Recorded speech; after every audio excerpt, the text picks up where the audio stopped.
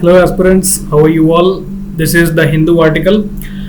और इस आर्टिकल में मैं इंडिया इजिप्ट सिक्योरिटी कोऑपरेशन जो है उसके बारे में बताऊंगा, क्योंकि अभी रिसेंटली आपने देखा होगा न्यूज़ में कि defence minister is the in Egypt now, और वो वहाँ पर कुछ सिक्योरिटी कोऑपरेशन को लेके वहाँ बात कर रहे हैं। तो मैं इंडिया इजिप्ट के बीच का जो रिलेशन है उसके बारे में कुछ छोटा सा संक्षिप्त यहाँ पर इंफॉर्मेशन दूंगा। और इजिप्ट जो है वो इंडिया के इंटरेस्ट में कैसे है उसके बारे में बताऊंगा।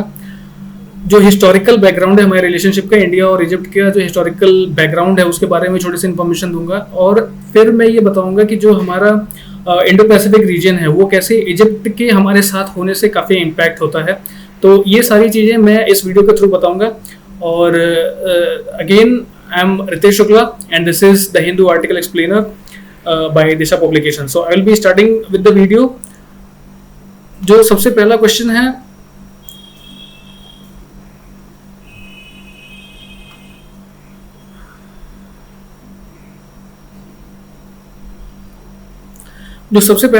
वो है what is India's interest in Egypt.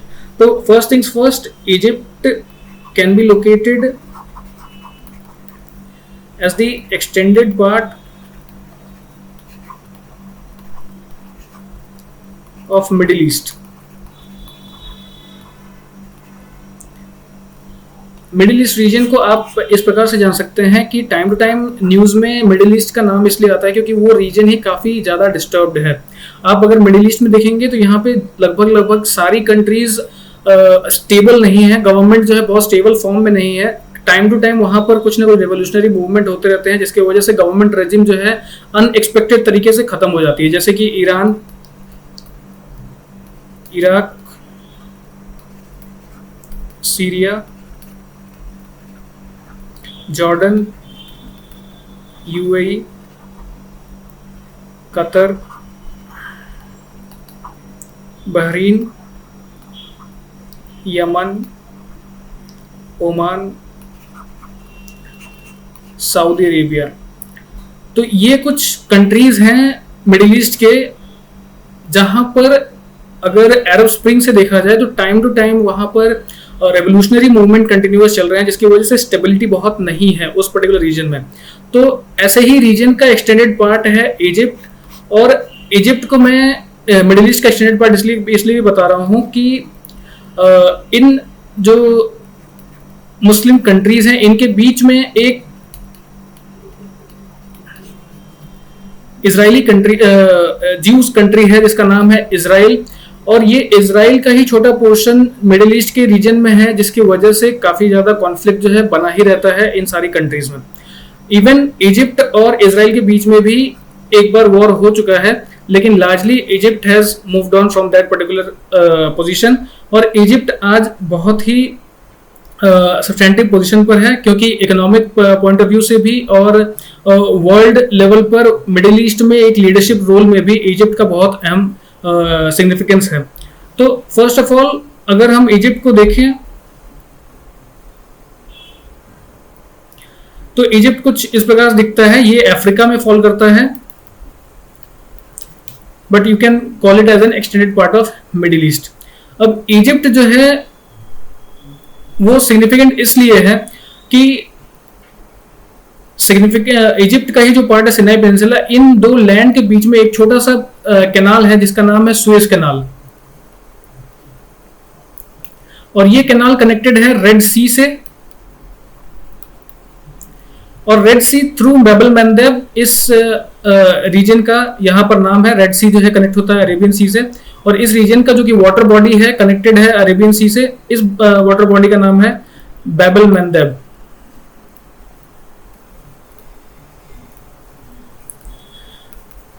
तो बैबल मंदेब के थ्रू जो अरेबियन सी है वो कनेक्ट होता है सुएज कनाल से। और अरेबियन सी जो है वो इंडिया के वेस्टर्न साइड में है।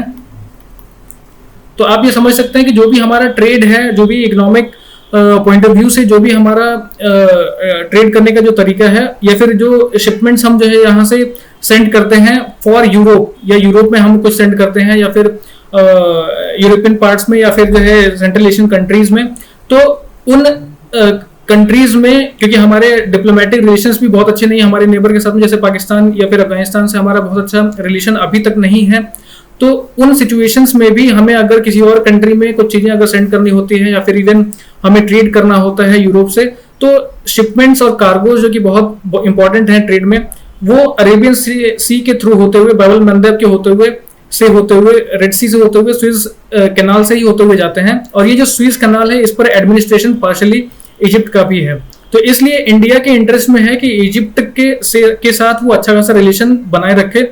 लार्जली अगर देखा जाए तो इंडिया जो ओवरऑल जो जियोग्राफिकल रीजन है उसमें भी इजिप्ट का काफी महत्व है, क्योंकि इंडिया के आसपास मैंने बताया कि ये overall region that is Indian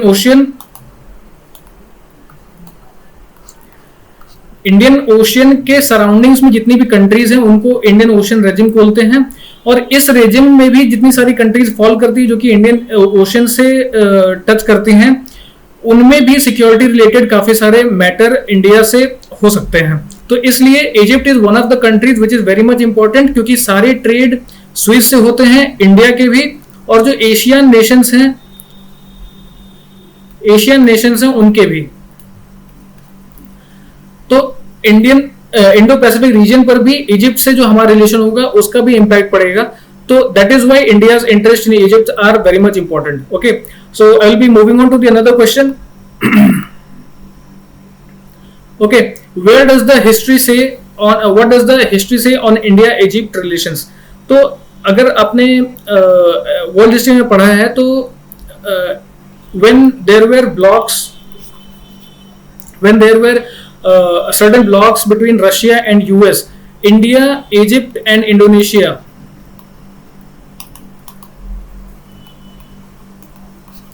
these were the only countries, India, Egypt and Indonesia, who made an pact which was known as non-aligned movement।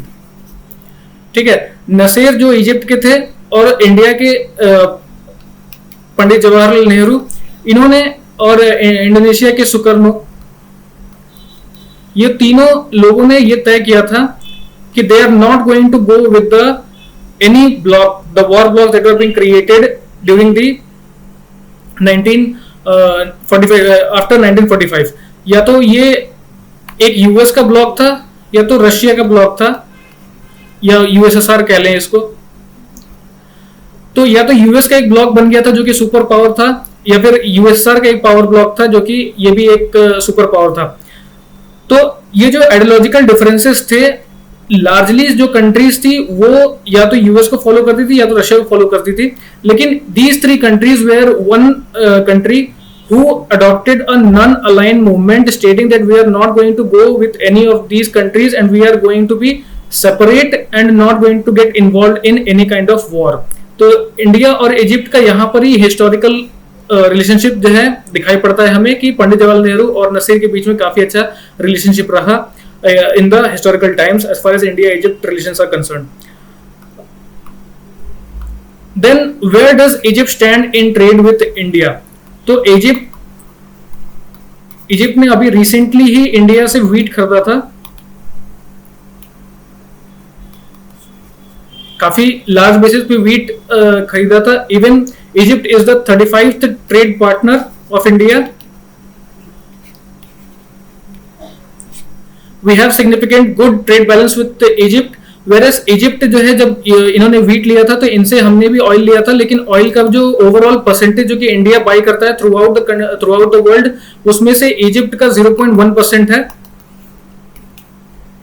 तो ये जो परसेंटेज है वो काफी कम है इजिप्ट से ऑयल के मामले में, लेकिन बाकी सारे चीजों में इजिप्ट से जो हम बाय करते हैं वो काफी सिग्निफिकेंट है, वेरस इजिप्ट भी हमसे जो है एग्रीकल्चरल प्रोडक्ट्स जो है लेता है, that is also very much significant. So India और इजिप्ट के बीच का जो ट्रेड है that is on a very good level as far as 2022 is concerned.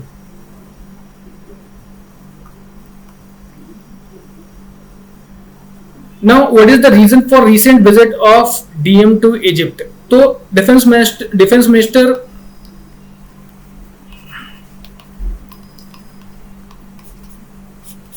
Minister अभी इजिप्ट को गए हुए हैं, मैंने स्टार्टिंग में ही बताया, ये इजिप्ट को गए हुए हैं। इनका जो मेन पर्पस है वो है सिक्योरिटी कोऑपरेशन के लिए इंडिया से कुछ वेपन्स जैसे कि सू MK30 है, इसको सेल करना इजिप्ट को। अब ये सारे जो इक्विपमेंट्स हैं, जो कि वॉर इक्विपमेंट्स हैं, वो इजिप्ट को हम सेल कर रहे हैं।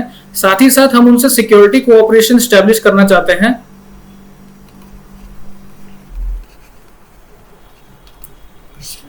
ये जो सिक्योरिटी कोऑपरेशन है वो इस बेसिस पर है कि whatever the problems get created in the world, जैसे कि रशिया और यूक्रेन के भी प्रॉब्लम्स हो रहे हैं, तो इस बीच भी जो भी प्रॉब्लम्स वर्ल्ड में चल रहे हो, जो ट्रेड रिलेशंस हैं और जो मार्ग है, जो रूटवे है, जो जिस पर इजिप्ट का एडमिनिस्ट्रेशन है, जैसे स्विस कैनाल, उस कैनाल को फ्री रखें इंडिया के लिए as far as economic trade is concern.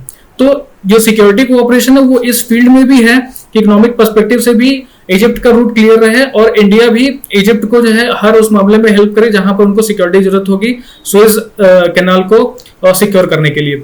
तो सिक्योरिटी कोऑपरेशन में एक बहुत ही इंपॉर्टेंट बात यह भी है कि जो इंडो पैसिफिक रीजन है इसको भी स्टेबल रखने के लिए, अब इंडो पैसिफिक रीजन में भी इजिप्ट का बहुत ही इंपॉर्टेंट रोल है, क्योंकि इंडो पैसिफिक रीजन काफी फैला हुआ रीजन है। इंडिया के साउदर्न पार्ट में देखेंगे तो इंडियन ओशियन जो है वो कनेक्ट करता है, वो स्प्रेड करता है एशियन कंट्रीज को, और Asian countries then again are in connection with Pacific ocean, और जब पैसिफिक ओशन ईस्टर्न साइड से कनेक्ट होता है तो उस पूरे रीजन को इंडो पैसिफिक रीजन कहते हैं।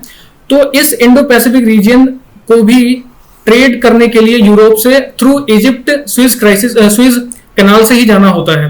तो जब भी ऐसी ट्रेड जो एक छोटे से कैनाल के थ्रू जो है किया जा रहा है, जिसपे इजिप्ट का एडमिनिस्ट्रेशन है, ये जब भी होगा तो all those countries who are in the Indo Pacific region और all those countries who belong to this particular region, they will be impacted if this particular canal is either closed or blocked or anything। तो इसके वजह से सारी countries का ये दायित्व है कि वो इस पर्टिकुलर कैनाल को भी सुरक्षित रखें और जो कंट्री उसको एडमिनिस्ट्रेट करती है उनके साथ भी रिलेशंस अच्छे रखें। तो ओवरऑल जो डिफेंस मिनिस्टर हमारे हैं उनका मेन पर्पस यही है कि सिक्योरिटी कोऑपरेशन के लिए वो कुछ वॉर इक्विपमेंट्स इजिप्ट को सेल करें और सेल करने के बाद इन रिटर्न जो सिक्योरिटी स्टेबिलिटी है उसके लिए मांग करें। तो this is the overall reason why our defence minister is there. Again recently prime minister Modi का एक स्पीच था, उन्होंने कहा कि लुक ईस्ट पॉलिसी पे तो हम बहुत काम करते हैं, बहुत काम कर रहे हैं, लेकिन हमें अब लुक वेस्ट पॉलिसी पर भी काम करना होगा। ठीक है, look west policy, look west policy के तहत इंडिया का यह कहना है कि we are going to make certain relations in between the middle east countries with middle east countries, और वो जो मिडिल ईस्ट कंट्रीज होंगे उनसे हम ऐसी ट्रेड रिलेशन स्टैब्लिश करेंगे जो कि हमारे जो इकोनॉमिक पर्सपेक्टिव है उसको और इंप्रूव करें। जैसे कि हमें अगर ऑयल लेना होगा तो ईरान के अलावा और भी जो मिडिल ईस्टर्न कंट्रीज है उनसे रिलेशनशिप और इंप्रूव करके उनसे भी हम बोरो करेंगे। और जब लार्जर इंटरेस्ट जो मिडिल ईस्टर्न कंट्रीज को अगर एग्रीकल्चरल फूड्स की आवश्यकता होगी या कॉटन या टेक्सटाइल्स की जरूरत होगी तो उन सारी चीजों को हम यहाँ इंडिया से ट्रेड करेंगे उन सारी कंट्रीज को। तो आखिरकार जो लुक वेस्ट पॉलिसी है उनका ओवरऑल कहना यही है कि जो हमारा रिलेशन लुक ईस्ट के थ्रू एशियन से बनने वाला था उसी प्रकार से हम जो है वेस्टर्न कंट्रीज जो मिडिल ईस्ट कंट्रीज हैं उनसे भी हम स्थापित करेंगे, जो कि हम ट्रेड बेसिस पर, इकोनॉमिक बेसिस पर, इवन सोशल बेसिस पर हम उसको टाइम टाइम इंप्रूव करेंगे। This is the look west policy. इसी प्रकार से इजिप्ट का